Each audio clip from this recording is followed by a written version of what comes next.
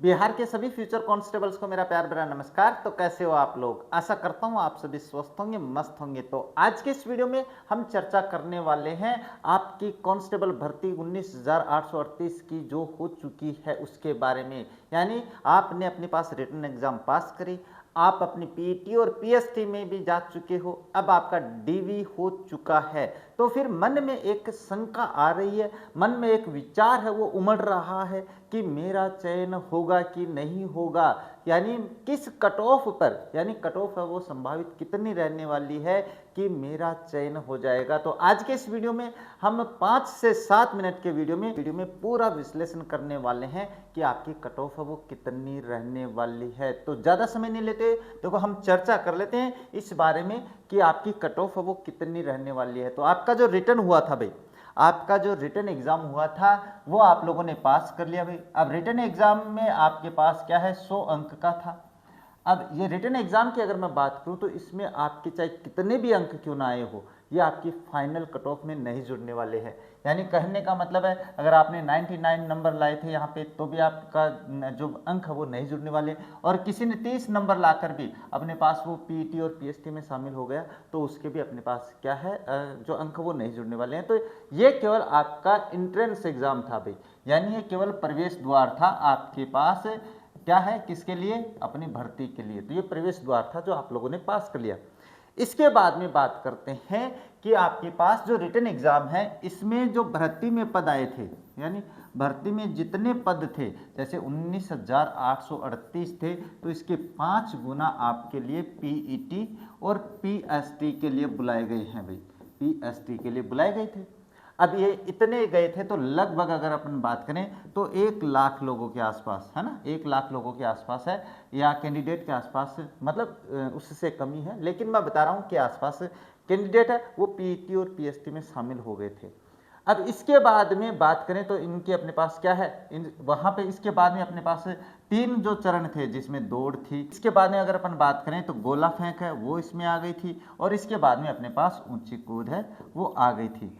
अब बात कर लेते हैं कि कट ऑफ कितनी जा सकती है। तो ये मान के चलो भाई, ये जो तीनों अपने पास पीटी और पीएसटी के लिए करवाए गए थे ना, ये बाकी शारीरिक मापदंड है वो आप लोगों को पता ही है कि कितने क्या थे।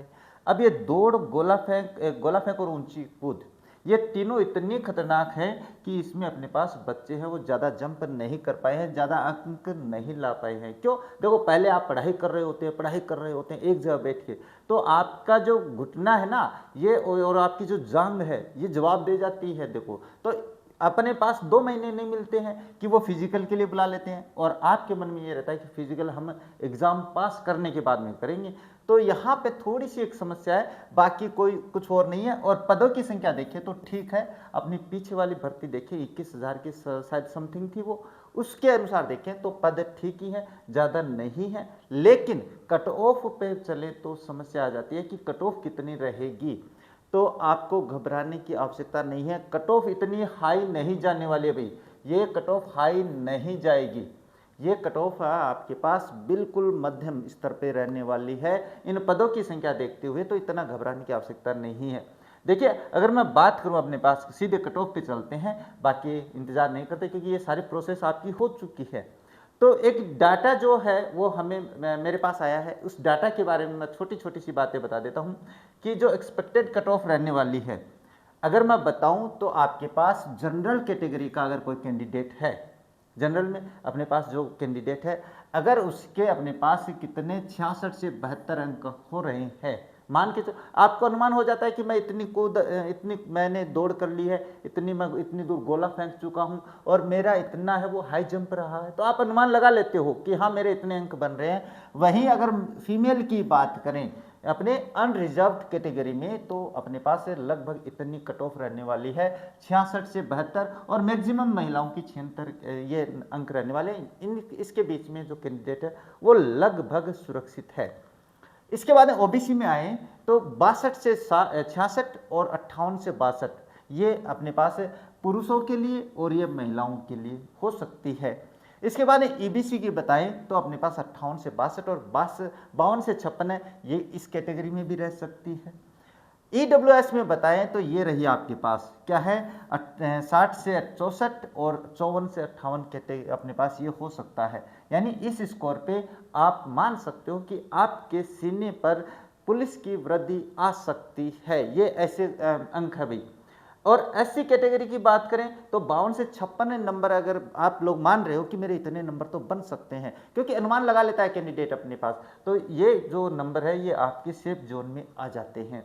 महिलाओं के लिए तो भाई देखो यही रखूंगा मैं 42 से 46। और अगर ST की बात करें तो पुरुषों में इतना और महिलाओं में इतना रहने की संभावना हो सकती है।